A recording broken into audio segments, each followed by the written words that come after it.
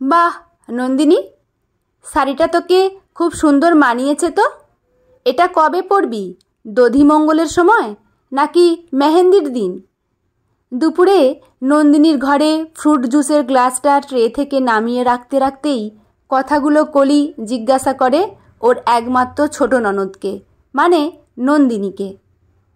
আয়নার সামনে দাঁড়িয়ে শাড়িটাকে একবার ভাঁজ করে গায়ের উপর ফেলে রেখেই নন্দিনী উত্তর দেয়, হ্যাঁ কাল কিনলাম তো শাড়িটা, তাই জাস্ট একটু গায়ে ফেলে দেখছিলাম আর কি আমাকে কেমন মানাচ্ছে। কথাগুলো বলা মাত্রই শাড়িটাকে গা থেকে আলগোছে নামিয়ে রেখে কলির দিকে ফিরে তাচ্ছিল্যে সুরে নন্দিনী আবারও বলতে শুরু করে, শাড়ি যখনই পরি না কেন বৌদি, আমাকে কি মানাবে না বলো তো? আমার গায়ের রং ফর্সা বলে কথা। সেক্ষেত্রে কমলা রঙের জামদানি শাড়িটা হোক বা মেরুন কাঞ্জিভরমটা, দারুণ খুলবে সব। তুমি শুধু তাকিয়ে দেখো দুই চোখ ভরে। নন্দিনীর বলার ধরন দেখে একটু চুপ করে থেকে কলি বলে, হ্যাঁ রে নন্দিনী, একেবারে ঠিক বলেছিস তুই। ফর্সা রং নিয়ে জন্মানোর এই একটা সুবিধা, যা পরবে মানিয়ে যাবে, তা সে যাই রং হোক না কেন। ঠিক আছে, আমি যাই বাসনগুলো ধুয়ে নিই, আজ আবারও মতির মা কাজে আসেনি। ননদকে কথাটা বলা শেষ করে ঝটপট জুসের গ্লাসটা নিয়ে বেরিয়ে যায় কলি। মাস 6 হলো সিঞ্জয়ের সাথে বিয়ে হয়েছে কলির। ভালোবেসে দুজনকে বিয়ে করেছিল, কিন্তু সিঞ্জয়ের বাড়ির লোকেদের কলিকে পছন্দ ছিল না একদমই। গায়ের রং কালো, তার উপর আবার ক্যারাটে করে। শ্বশুরবাড়ির লোকের কথায় বা ভাষায় কলি হলো উড়নচণ্ডী। সিঞ্জয়ের মায়ের খুব ইচ্ছা ছিল ফর্সা সুন্দরী পয়মন্ত বৌমা নিয়ে আসার, কিন্তু সিঞ্জয় নাছোড় বান্দা ছিল, তাই শেষমেশ বিয়েটা হয়েছিল ওদের। সিঞ্জয় সবসময় বলে রূপটা কখনো গুণের চাবিকাঠি হতে পারে না। কলি নিজের রূপ দিয়ে না, ভালোবাসা আর গুণ দিয়েই একদিন বাড়ির সকলের মন জিতে নেবে। বিয়ের পর ক্যারাটের অভ্যেসটা নিয়ম মাফিক না হলেও মাঝে মধ্যে লুকিয়ে চুরিয়ে চালিয়ে যেত কলি। বাপের বাড়ি যাবার নাম করে চলে যেত নিজের পুরনো কোচিং ক্যাম্পে। এই বাড়িতে জানতে পারলে তো আবার যা ঝামেলা হবে। 1 সপ্তাহ বাদে ওর ননদ মানে নন্দিনীর বিয়ে।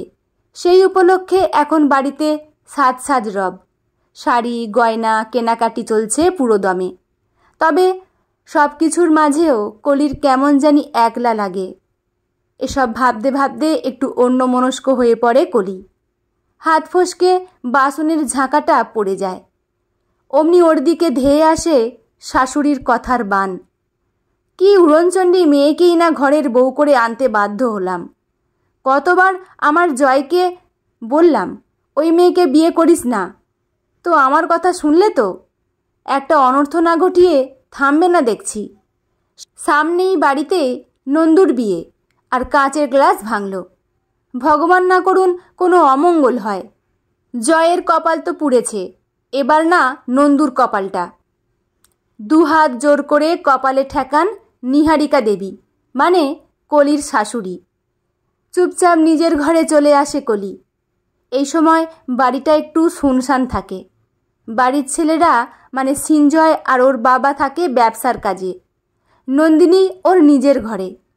এই সময় হঠাৎ কলিং বেল বাজাতেই দরজা খোলেন নিহারিকা দেবী। কপালে অনুভব করেন বন্দুকের ঠান্ডা নলের উপস্থিতি।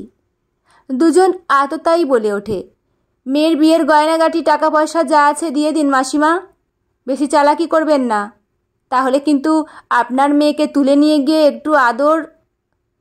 নিচে আমাদের দলের বাকিরা অপেক্ষা করছে। নোংরা ইঙ্গিতটা বুঝতে বাকি থাকে না নিহারিকা দেবীর। চুপচাপ আলমারির দিকে এগোন উনি। এদিকে কলি ততক্ষণে কলিং বেলের শব্দ শুনে নিজের ঘর থেকে বেরিয়ে এসে দেখে এই দৃশ্য। আগু পিছু না ভেবে অমনি ঝাঁপিয়ে পড়ে কলি ওদের ওপর। উড়নচণ্ডী হলেও যে ক্যারাটের কৌশলগুলো এখনও ভোলেনি। নিমেষে ধরাশায়ী হয় ওরা। এসব যখন হচ্ছে ততক্ষণ নন্দিনী ফোন করে পুলিশে। গ্রেপ্তার হয় আততায়ীদের দলটা সেদিন, শুধু কলির জন্য। গল্পটা অবশ্য এখানেই শেষ হতে পারত, কিন্তু না, কিছু গল্প বাকি থেকে যায় নতুন করে ফিরে আসবে বলে। এটাও ঠিক তেমন। বিয়ের দিন ভোর থেকে বাড়িতে তোড়জোড় শুরু হয়। নন্দিনীর দধিমঙ্গল হবে।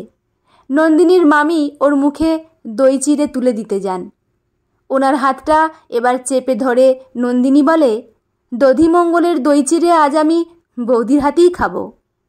এই উড়নচণ্ডী বৌদিদি না থাকলে আজকের এই শুভ দিনটাই যে আমার জীবনে আসতো না। ও শুধু বৌদি নয়, আমার নিজের দিদি। নিজের জীবন বাজি রেখে সেদিন দুপুরেও একা লড়ে গেছিল ও। দেরিতে হলেও শিখলাম, মেয়েদের শুধু লক্ষ্মী হয়ে থাকলে চলে না, প্রয়োজনে কালীও হতে হয়। এতদিন না বুঝে অনেক খারাপ ব্যবহার করেছি, এবার সব শুধরে নিতে চাই। কোথায় গেলে বৌদিদি? তাড়াতাড়ি এসো। ঠাকুর ঘর থেকে তখন আদরের ছোট ননদের জন্য বিয়ের জন্য গড়া শ্রীটা নিয়ে আসতে গেছে কলি। ওর তখন মনে আসছিল স্কুলের দিদিমণিদের শেখানো রবি ঠাকুরের সেই গানটার কথা, নম্র শিরে সুখের দিনে তোমারই মুখ লইব চিনে, দুঃখের রাতের নিখিল ধরা যেদিন করে বঞ্চনা, তোমারে যেন না করি সংশয়। আজ যেন সত্যি সব সংশয় কাটিয়ে সেই সুখের সুদিন এলো। শাশুড়ি নিহারিকা দেবী এবার কলির হাতটা ধরে এনে নন্দিনীর পাশে বসিয়ে দেন। ননদের মুখে দই চিড়ে তুলে দিতে দিতে কলি ভাবে, প্রত্যেকটি দূরত্বের লাটাইতেই সম্পর্কের নৈকট্যের সুতো সবসময়ই গোটানো থাকে। সঠিক সময় এলেই ঘুড়িটা আকাশে ডানা মেলে। বন্ধুরা, গল্পটি খুবই ছোট, কিন্তু আপনাদের কেমন লাগলো অবশ্যই কমেন্ট করে জানাবেন। লেখা পুষ্পিতা ভৌমিক, পাঠে আমি রিমি। দেখা হচ্ছে পরের কোনো গল্প নিয়ে। ভালো থাকবেন সবাই। ধন্যবাদ।